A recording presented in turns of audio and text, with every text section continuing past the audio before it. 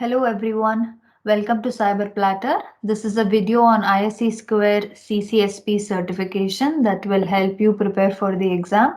Today we will cover a portion of Domain 3, Cloud Platform and Infrastructure Security.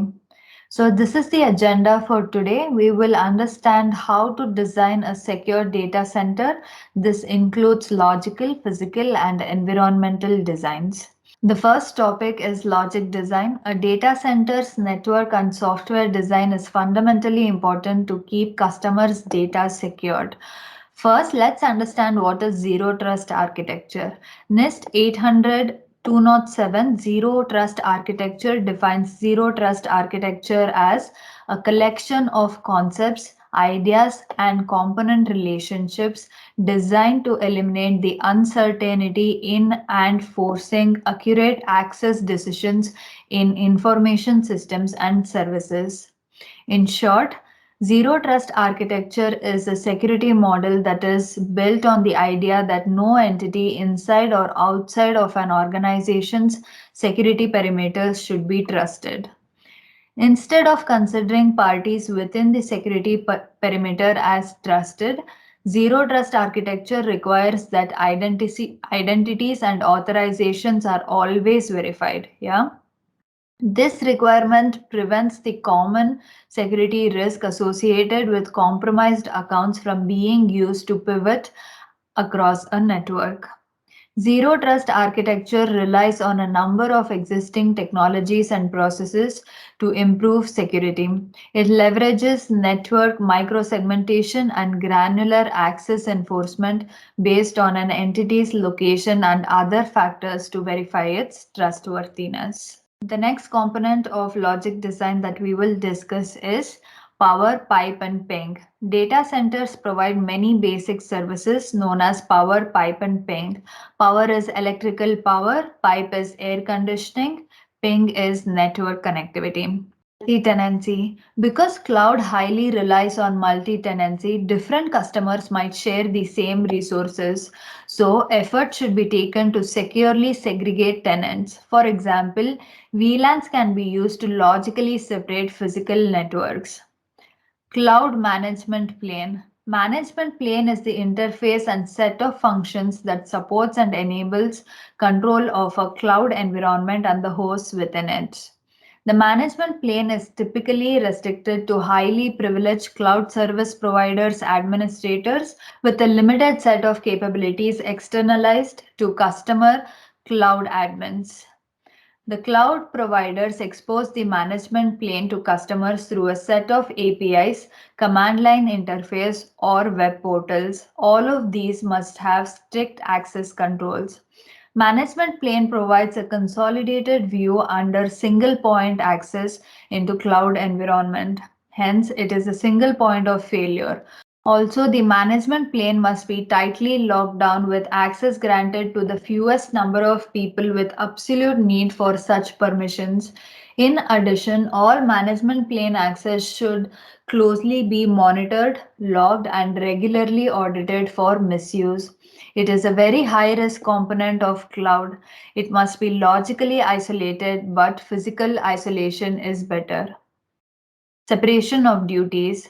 Tight separation of duties should be established within cloud service providers' personnel. For example, backup administrators do not perform audits of backups. Monitoring capabilities. Some of the monitoring capabilities that cloud must offer are network devices must offer packet level monitoring. Hypervisors must provide the ability to monitor activity. All implemented solutions must provide an acceptable level of audit capabilities. Automation. Automation is the key of the cloud environment. Secure APIs should be used. Also, logging for these API activities should be enabled. Software defined networking, SDN. Software defined networking is used to support logical isolation.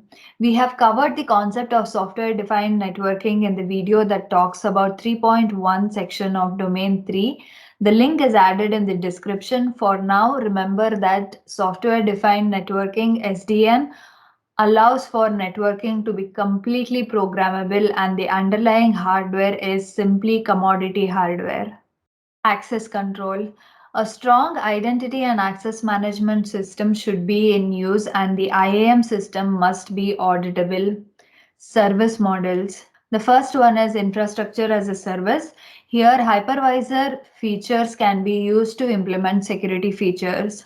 In platform as a service model, logical design features of the platform and databases can be used to implement security features. In software as a service model, it is same as platform as a service model, plus application level secure features can be implemented in SaaS solutions.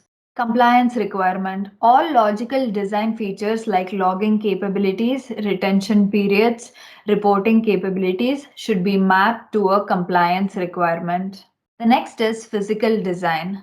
The physical design of a data center includes the actual data center building and its content, as well as the set of policies and procedures in place to prevent physical damage or compromise of the machines that store data.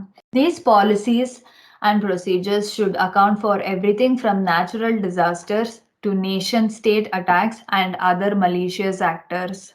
The first component to be considered in physical design is location. Determining whether a data center is secure begins with its geographic location. Let's discuss some of the secure data center design considerations related to the location. Legal and regulatory compliance. Location may impact customers' ability to meet legal and regulatory compliance due to the physical location being in a different jurisdiction.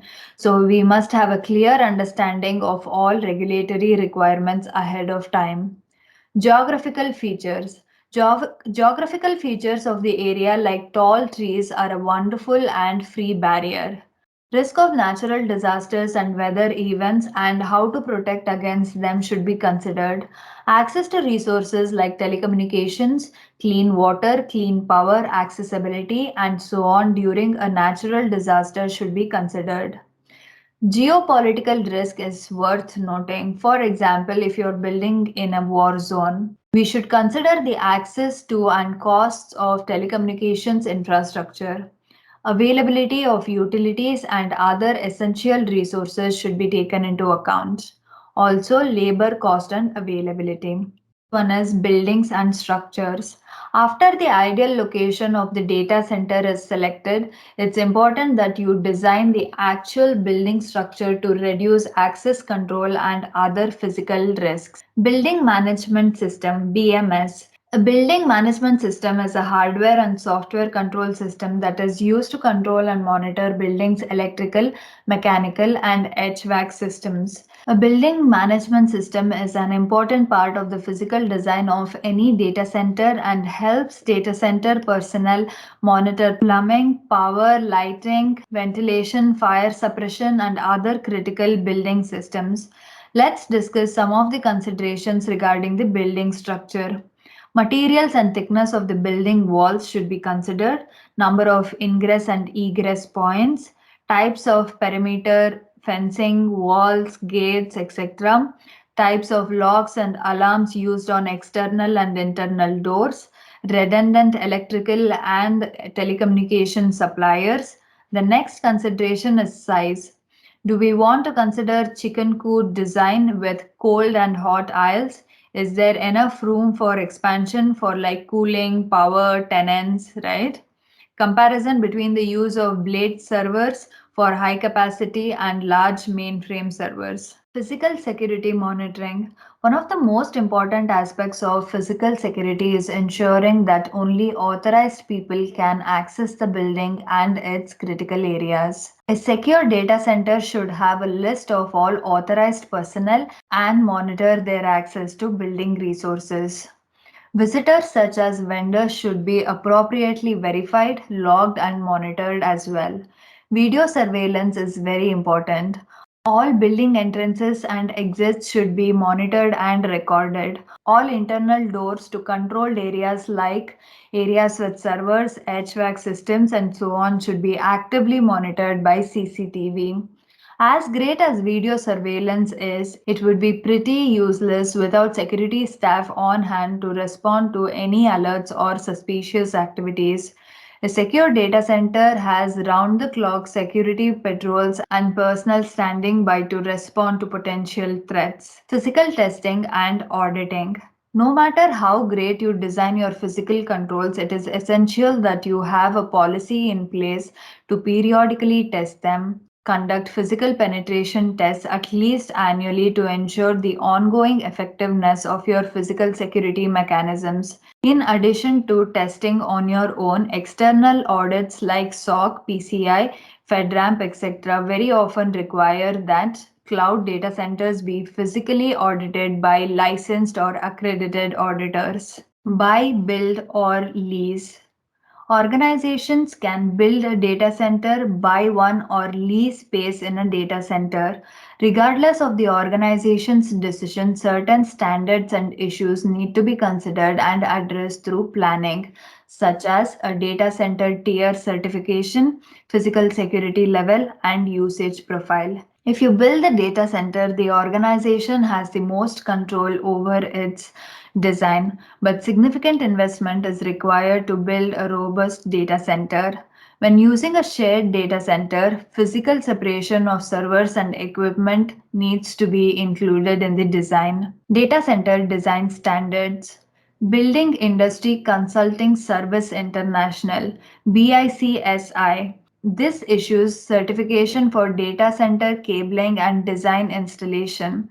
The standards by BICSI primarily cover complex cabling designs and setups for data centers, but also include specifications on power, energy efficiency, and hot cold aisle setups. The infinity paradigm of the International Data Center Authority, that is IDCA, takes a micro level approach to data center design.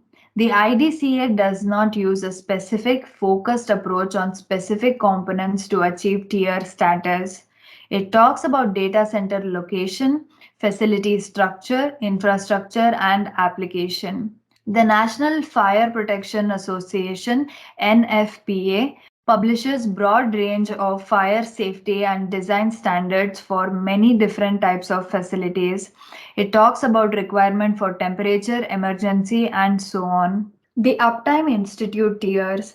The Uptime Institute publishes a standard for data center design and it also certifies data centers for compliance with this standard. The Uptime Institute standard has four tiers. Tier 4 data center is the most durable one and Tier 1 is the least durable. The table here talks about the comparison between the tier requirements. We will discuss it in more depth. Let's understand Tier 1 data center and its requirements. A Tier 1 data center is simplistic with little or no redundancy. It is called basic site infrastructure. It has 99.671% uptime, that is 28.8 hours of downtime annually. The minimum requirements for a Tier 1 data center are dedicated space for IT systems, an uninterruptible power supply, that is UPS system for line conditioning and backup purposes, a power generator for extended electrical outages with at least 12 hours of fuel to run the generator at sufficient load to power the IT systems. Note that 12 hours is the standard fuel requirement for all the four tiers. In Tier 1, scheduled maintenance will require systems, including critical systems, to be taken offline. Both planned and unplanned maintenance and response activity may take systems, including critical systems, offline. Unexpected personnel activity, both malicious and inadvertent, will result in downtime. Annual maintenance is necessary to safely operate the data center, and this requires full shutdown, including critical systems. Without this maintenance, the data center is likely to suffer increased outages and disruptions. The cost of running a facility of this type is going to be much less expensive, and that cost saving is most likely reflected in the price the customer will be asked to pay. Also, this type of facility may be appealing to an organization that is only using the cloud service as a backup for its own enterprise and data, and it only needs to be available occasionally and very temporarily. A tier 1 data center might be suitable as a hot or warm site for the organization with data uploaded on an infrequent basis, for example, weekly or monthly. Or it might even serve as a cold site where data is only uploaded at those times when the organization is experiencing an emergency situation and needs to enact contingency operations. So, a tier 1 data center might be the least expensive option for an organization that does not require constant uptime and access to resources and data. Uptime Tier 2 data center. A Tier 2 data center is slightly more robust than Tier 1 and it is called redundant site infrastructure capacity components. It has 99.741% uptime, that is 22 hours of downtime annually. It features all the attributes of the Tier 1 designs with some additional elements like critical operations do not have to be interrupted for scheduled replacement and maintenance of any of the redundant components. However, there may be a downtime for any disconnection of power distribution systems and lines. Contrary to Tier 1, where the unexpected personnel activity will cause downtime, in Tier 2 it may cause downtime. Unplanned failures of components or systems might result in downtime. It may still be more affordable than the higher tier offerings, but it is not viable as a dependable alternative for the continuous use. This may be a good option for small organizations looking to operate in the public cloud environment while still maintaining a relatively low overhead. Tier 3. The Tier 3 design is known as concurrently maintainable site infrastructure. As the name indicates, the facility features both the redundant capacity components of a Tier 2 build and the added benefit of multiple distribution paths where only a sole path is needed to serve critical operations at any given time. It has 99.982% of uptime, that is 1.6 hours of downtime annually. The other characters that differentiate Tier 3 from the Tier 1 and Tier 2 designs are there are dual power supplies for all IT systems. Critical operations can continue even if any single component or power element is out of service for scheduled maintenance or replacement. Unplanned loss of a component may cause downtime. The loss of a single system, on the other hand, will cause downtime. Planned maintenance will not necessarily result in downtime. However, the risk of downtime may be increased during this period.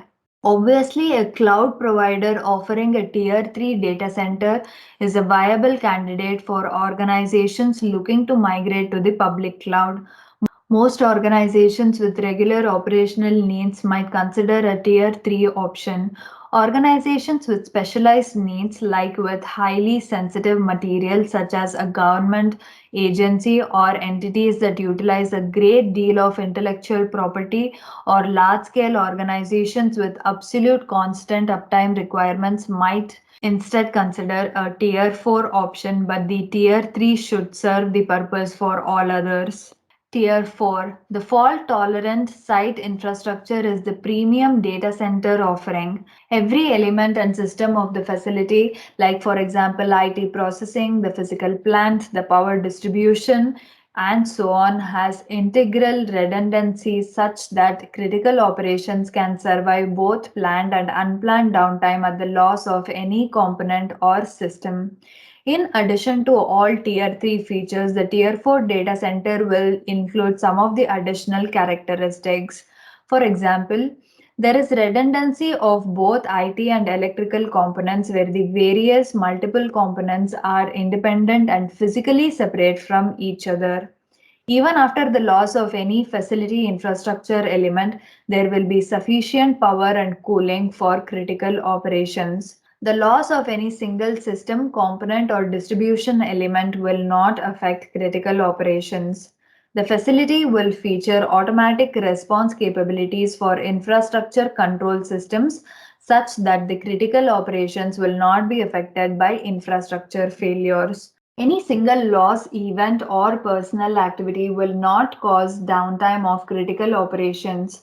Scheduled maintenance can be performed without affecting critical operations. However, while one set of assets is in maintenance state, the data center may be at increased risk of failure due to an event affecting the alternate assets.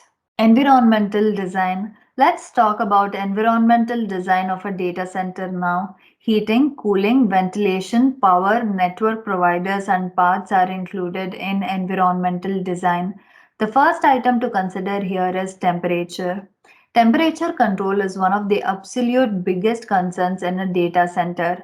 American Society of Heating, Refrigerating, and Air Conditioning Engineers, that is ASHRAE, offers extremely detailed recommendations for a wide variety of aspects of the data center, including the IT equipment, power supply, battery backups, humidity, and temperature. The general ASHRAE recommended temperature range for a data center is 64.4 degree Fahrenheit to 80.6 degree Fahrenheit. While this range gives a general notion of the temperature within a data center, the ASHRAE guidance is a lot more detailed regarding specific ranges based on the type, age, location of the equipment. ASHRAE offers this advice solely from a platform agnostic perspective. Data center operators must also take into account any guidance and recommendation from device manufacturers regarding ambient ranges affecting performance parameters for their specific products. An ambient temperature that is too high may allow equipment to overheat. High capacity electrical components generate a great deal of waste heat, and the devices can be sensitive to conditions that exceed their operating parameters. And ambient temperature that is too low can be a high risk to health and human safety. Touching bare metal at the freezing point can burn or remove skin. Moreover, people working in such conditions would be simply be uncomfortable and unhappy, leading to dissatisfaction, which in turn leads to security risks. We need to pay attention to where servers exhaust their heat and how the rack temperatures are monitored. Make sure your cooling systems are regularly maintained. The next topic is humidity. Humidity is water in the air, and water is bad for electronics. ASHRAE recommended relative humidity between 40% and 60%, and dew point between 49.40 and dew point between 49.9 degree Fahrenheit and 59 degree Fahrenheit. Ambient humidity that is too high can promote corrosion of metallic components as well as mold and other organisms.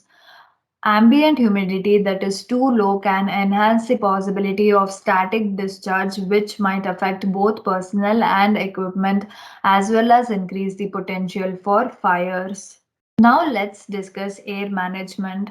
Efforts must be taken to prevent the mixing of incoming cool air and hot air exhaust. Proper air management prevents heat related outages. Reduced power consumption is equal to reduced cooling costs. Some of the key design considerations related to air management are configuring equipment intake and exhaust ports, location of supply and return, large scale airflow patterns in rooms, set temperature of the airflow. Note that persistent cable management is a key component of effective air management. The picture here shows the use of hot aisle cold aisle. Hot aisle cold aisle is a layout designed for server racks and other computing equipment in a data center. The goal of a hot aisle cold aisle configuration is to conserve energy and lower cooling cost by managing airflow. In its simplest form, hot aisle cold aisle data center design involves lining up server racks in alternating rows with cold air intakes facing one way and hot air exhaust facing the other. The rows composed of rack fronts are called cold aisles. Typically, cold aisles face air conditioner output ducts. The rows The heated exhaust poured into are called hot aisles. Typically, hot aisles face air conditioner return ducts. Plastic sheeting may be used to separate cold aisles. A containment system can be used to isolate cold aisles from hot aisles and prevent hot and cold air from mixing. This significantly increases cooling capacity. Raising the floor so that air pushed by air conditioning equipment can pass through is one of the best practices for cold aisle and hot aisle containment. Raised floors and drop ceilings can be tightly sealed. Underfloor cooling with perforated tiles to the cold aisle is very effective. Empty use in the rack should be covered with blanks. The next topic is HVAC systems. HVAC stands for heating, ventilation, and air conditioning. Local climate will affect HVAC designs. Redundant HVAC systems should be used. HVAC design should include keeping cold air and warm air separate. Ensure backup power is calculated for HVAC. HVAC should filter contaminants and dust. Power requirements for cooling are dependent on the amount of heat that must be removed as well as the temperature difference between inside and outside the data center. Cable management. Persistent cable management is a key component of effective air management.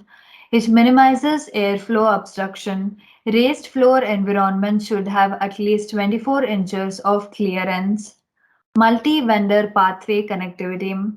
Redundant connectivity from multiple internet service providers, that is ISPs, should be considered. Also verify that ISPs use different backhauls upstream. This is the end of section 3.2 of CCSP exam.